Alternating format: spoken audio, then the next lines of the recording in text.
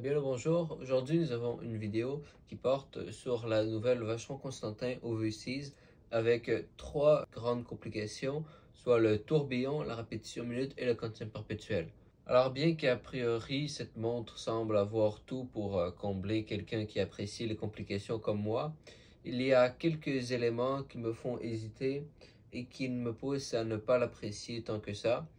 Cela étant dit, ça reste, je n'en ai aucun doute, une super montre, mais je vais vous exposer dans cette vidéo les quelques points qui me font douter et les quelques défauts que j'y trouve, en plus de vous expliquer naturellement comment la montre fonctionne. Et avant tout, j'aimerais commencer par une brève introduction à la collection OV6 de Vacheron Constantin. Alors, la collection OV6 de Vacheron Constantin est une collection de montres de sport. Et il faut comprendre que lorsqu'on parle de montres de sport, donc de montres sur un bracelet métallique, en général, cela sous-entend moins de complications. Et ça s'explique par le fait logique que vous ne voulez pas mettre des complications trop fragiles dans une montre qui est faite pour être un peu plus malmenée. Cela étant dit, avec la machinerie moderne et les systèmes anti-choc, vous pouvez tout de même mettre un tourbillon, une quantum perpétuelle dans une montre de sport et ne pas avoir de souci qu'elle brise, mais les complications les plus complexes resteront toujours réservées aux montres de soirée, comme par exemple une carte du ciel, une équation marchande ou l'indication de l'heure du lever et du coucher du soleil. Également car ces complications sont très chères et donc lorsque vous achetez une montre à 1 million de dollars, 1 million de dollars étant justifié par les complications, non pas par le sertissage, c'est pratiquement toujours dans des boîtiers de soirée, donc sur bracelet en cuir. Simplement qu'une montre de soirée est plus classique et évoque un plus grand raffinement. Et lorsque vous mettez une telle somme sur une montre, vous voulez qu'elle ait l'air raffinée. Donc bref, c'est normal que les montres de sport aient moins de complications que les montres de soirée. Cela étant dit, ce n'est pas non plus une excuse pour ne pas donner de complications du tout. Et c'est ce que je plains souvent chez des collections de grandes marques. Prenons par exemple Audemars Piguet, qui est pratiquement devenu une monomarque n'offrant que les différents boîtiers Royal Oak. Donc si on considère que la collection Royal Oak d'Audemars Piguet doit représenter sans doute plus de la moitié de leurs ventes, eh bien, ils offrent un quotient perpétuel, un chronographe, une version avec heure et date. Le quotient perpétuel n'est pas décevant, mais seulement 3 types de complications et à peine plus de calibre pour la collection représentant la majorité de leurs ventes. Eh bien, c'est un peu décevant, surtout lorsqu'on considère qu'historiquement, Audemars Piguet ont souvent dévoilé des montres très impressionnantes avec de nombreuses complications.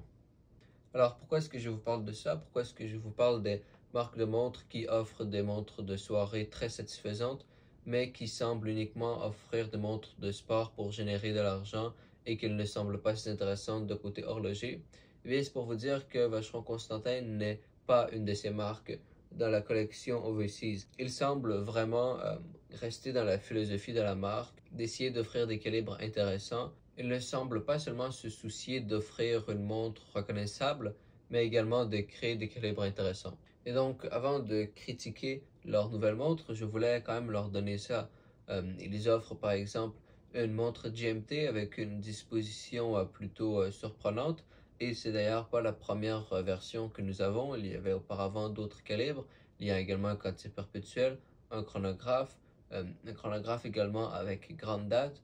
Et donc, est-ce énorme comme complication? Non. Mais comme je vous en ai parlé plus tôt, on ne s'attend pas à des complications énormes sur une montre de sport.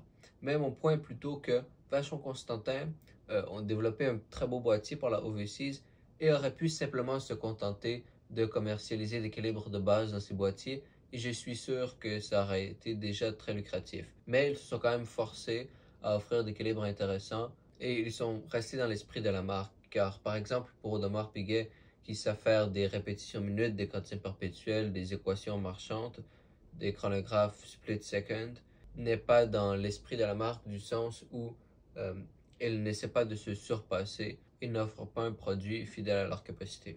Donc voilà pourquoi j'ai toujours bien aimé la collection Overseas.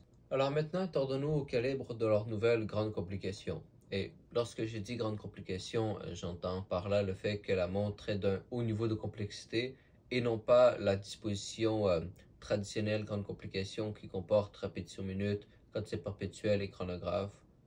De nos jours, le terme a été sorti de son contexte même si c'était à la base ce qu'il désignait. Donc cette Vacheron Constantin OV6 grande complication a en premier lieu le tourbillon qui est à 6 heures.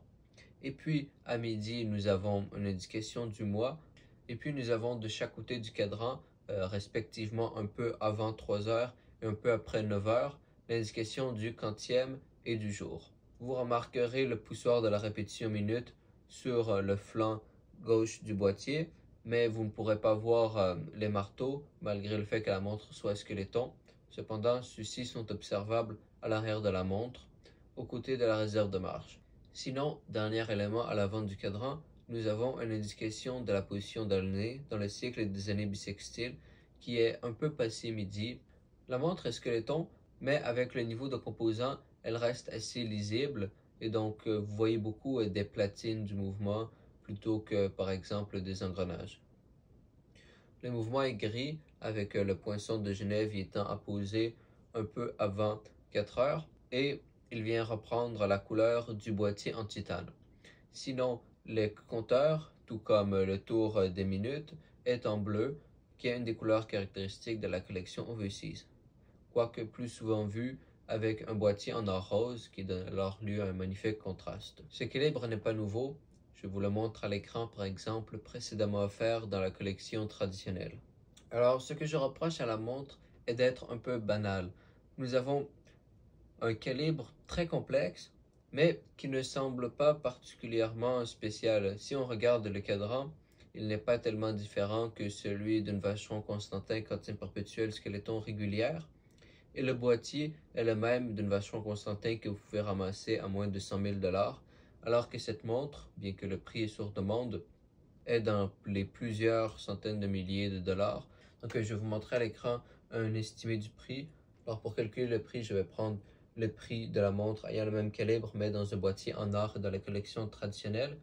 Et puis ensuite, je vais aller voir à quel point est-ce qu'une montre dans la collection OV6 avec un boîtier en titane est plus chère qu'une montre dans la collection traditionnelle avec un boîtier en or lorsque les deux ont le même calibre. Et donc mon point est que cette montre n'a pas l'air du prix qu'elle vaut, et en soi ce n'est pas un problème. Il y a beaucoup de Patek à des prix exorbitants que j'adore, qui ne semblent pas différentes pour 95% des gens à une montre que vous pourriez ramasser à moins de 100 $. Mais je trouve que la montre a un côté banal pour à la fois son prix et son niveau horloger. Et cela est en grande partie dû au boîtier de sport. Et vous m'avez entendu plus tôt dans la vidéo déplorer que trop de marques offraient des montres trop simples lorsqu'il en venait à leur collection de sport. Mais je pense qu'offrir une répétition minute, tourbillon, quantième perpétuel n'est pas non plus la direction à aborder, car ce sont des complications classiques qu'on ne voudrait pas nécessairement avoir dans une montre qui est faite pour être pratique et une montre outil en soi.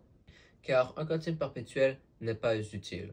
C'est intéressant au niveau horloger et c'est un exploit. C'est super de savoir que sa montre connaît toutes les complexités de notre calendrier, mais ce n'est pas pratique en soi. Pourquoi? Eh bien, la plupart du temps, ça ne se lit pas très bien et la plupart du temps, vous savez déjà dans quel mois vous êtes, quelle année. On se souvient assez rapidement de la date et il n'y a que le quantième qu'il peut nous arriver d'oublier et le quantième lui est offert dans la moitié des montres se vendant, donc pas besoin de quantième perpétuel pour seulement afficher le quantième.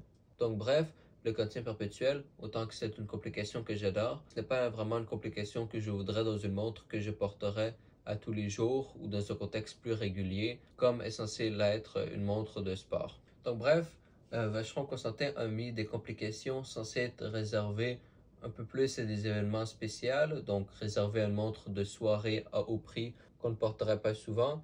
Bien, ils ont pris ces complications et les ont mis dans une montre qu'on porterait peut-être à tous les jours. Car une montre de sport, particulièrement en titane, car elle est très résistante, est le genre de montre que vous porterez peut-être sur une base quotidienne, ce qu'ils appellent en anglais le daily beater. Et donc ça banalise en quelque sorte ces complications. Mais comme je vous en ai parlé plus tôt, j'adore que les marques de montres offrent des montres de sport plus complexes. Mais selon moi, Vacheron Constantin aurait pu prendre une direction plus en lien avec le but du boîtier à la montre. Une montre en titane, c'est donc censé être une montre robuste. J'aurais peut-être plutôt vu des complications associées à des activités robustes. Donc par exemple un chronographe à rattrapante et flyback ou retour en vol en français. Et donc, cela déjà aurait été d'une grande complexité. Et si on le rajoutait par exemple à un quotième annuel, et pourquoi un quotième annuel? Eh bien, comme je vous l'ai expliqué, un quotième perpétuel n'est probablement pas nécessaire pour une montre de sport, mais un calendrier normal peut tout de même être dérangeant à ajuster à chaque fin de mois. Donc, un quotième annuel aurait été bien. Et ensuite, euh, pourquoi pas, pour le côté pratique, rajouter un indicateur jour ou nuit, si ce n'est pas une aiguille GMT. Donc, ça aurait été une montre pratique et offrant des complications de haut niveau, à l'opposé dans ce moment, une montre offrant des complications de très haut niveau, mais qui n'est pas si pratique en soi. Car un tourbillon aide à la précision, mais il n'est pas plus pratique du sens où une montre mécanique est déjà bien moins précise que votre téléphone en partant. Une répétition minute, c'est très bien, mais quand est-ce que vous l'utilisez vraiment? Je veux dire, on n'est plus au 18e siècle où c'était la seule manière de savoir l'heure tard le soir si on ne voulait pas allumer une bougie. Et donc, voilà ce que je reproche à la montre. Et puis, s'ils tenaient vraiment à mettre ce calibre, je pense qu'ils auraient peut-être mieux fait de mettre la montre dans un boîtier en or. Car ça donne déjà une allure un peu plus spéciale et ça introduit mieux le niveau de complication de la montre qu'un boîtier en titane. Le titane étant vraiment un super matériau pour sa résistance, mais qui n'est pas très noble, du moins pas autant que l'or. Et donc, on a vraiment un matériau destiné aux montres utilitaires, aux montres outils entre guillemets, mais qui est sur une montre avec des complications très classiques. Donc, vous comprenez que ça ne marche pas. Je veux dire, le titane, c'est ce qu'on utilise sur des fusées. Le titane de grade 5, comme utilisé sur cette montre, est de grade aéronautique, littéralement. Et donc, voilà pour ce qu'il y en est de cette montre. Aurais-je préféré que Vacheron Constantin ne sorte pas cette montre? Non, c'est bien qu'ils l'ont sortie. Je lui reproche du défaut, mais vaut mieux cette montre-là que pas de montre du tout. La question que je me pose cependant est qui va acheter cette Vacheron Constantin? Qui va mettre plusieurs centaines de milliers de dollars sur une montre de sport qui n'est pas vraiment pratique et qui ne fera pas assez chic pour une occasion spéciale, le genre d'occasion spéciale auquel on voudrait porter ce niveau de complication. Voilà ce qu'il y en est pour cette vidéo. Félicitations tout de même à Vacheron Constantin pour cette montre, car vaut mieux sortir une montre d'une haute complexité avec des défauts que d'uniquement sortir des montres banales comme se contentent de le faire plusieurs autres marques. Donc c'était tout pour moi. Je vous dis à la prochaine.